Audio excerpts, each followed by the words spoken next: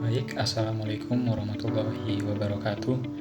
Perkenalkan, saya Agusti Sanagata Istipu dengan NIM C0E025005, Program Studi Keuangan Daerah kelas R001.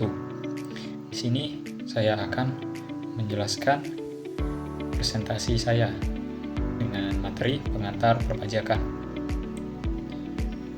dengan dosen pengampu Bapak Dr. Wirmi Eka Putra SE MSI. Memahami konsep dasar dan sistem perpajakan di Indonesia. Agenda presentasi. Yang pertama, definisi dan dasar hukum pajak.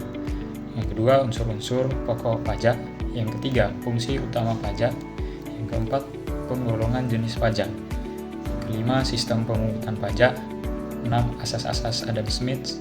Dan yang terakhir, hambatan pemungutan pajak. Apa itu pajak? Terdapat dua definisi dan dasar, yaitu yang pertama, definisi Undang-Undang Nomor 28 Tahun 2007 yang berbunyi, kontribusi wajib kepada negara yang terutang oleh seorang pribadi atau badan yang bersifat memaksa berdasarkan undang-undang tanpa imbalan langsung untuk kemakmuran rakyat.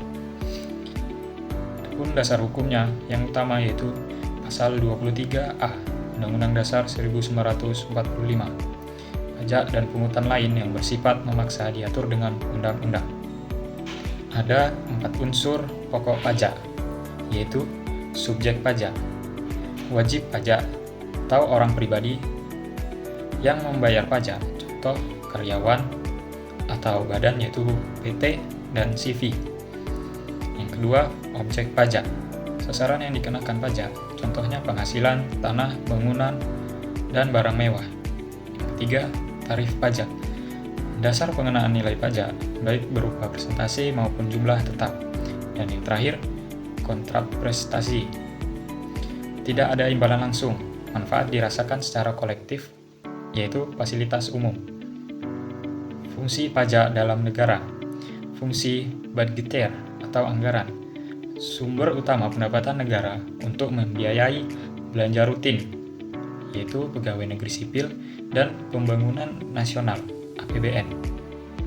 Yang kedua yaitu fungsi reguleren atau mengatur, alat kebijakan untuk mencapai tujuan sosial atau ekonomi, contoh pajak tinggi untuk rokok atau intensif untuk energi hijau. Penggolongan jenis pajak. Terdapat 3 kategori, yaitu menurut golongan, lembaga pemungut, serta menurut sifat. Jenis dan penjelasan. Menurut golongan, jenis penjelasan yaitu langsung atau beban sendiri dan tidak langsung dapat dialihkan, dengan contoh PPh per PPN. Kategori yang kedua yaitu lembaga pemungut, dengan jenis dan penjelasan yaitu pajak pusat atau Direktorat Jenderal Pajak dan pajak daerah atau pemerintah daerah. Contohnya itu PPh per PKB per PB. Kategori yang ketiga menurut sifat, dengan penjelasan subjektif, kondisi WP, dan objektif hanya melihat benda, dengan contoh PPh per PPN. Sistem pemungutan pajak ada 3, yaitu official assessment, fiskus pemerintah, menghitung pajak, wajib pajak pasif menunggu surat ketetapan. Yang kedua, self-assessment atau sistem Indonesia, yaitu WP aktif, menghitung, membayar, dan melapor sendiri pajaknya. Yang terakhir, withholding system, pajak dipotong oleh pihak ketiga atau pemberi kerja, contoh PPh 21 dari gaji. Asas-asas menurut Adam Smith ada 4, yaitu yang pertama, equality atau keadilan, pajak proporsional sesuai kemampuan ekonomi WP. Yang kedua, certainty atau kepastian, aturan jelas mengenai waktu, jumlah, dan subjek. Yang ketiga, convenience atau kenyamanan, dipungut pada saat yang tepat, bisa dibilang possession. Yang keempat, yang terakhir, ekonomi atau efisiensi, yaitu biaya pemungutan tidak boleh melebihi hasil pajak. Ada hambatan pemungutan pajak, yaitu perlawanan pasif, kurangnya pemahaman dari masyarakat, dan juga berpengaruh dari kondisi ekonomi masyarakat yang sulit. Yang kedua, perlawanan aktif, yaitu tax avoidance, yang legal, ada celah hukumnya. Kalau yang tax evasion itu ilegal, penggelapan data.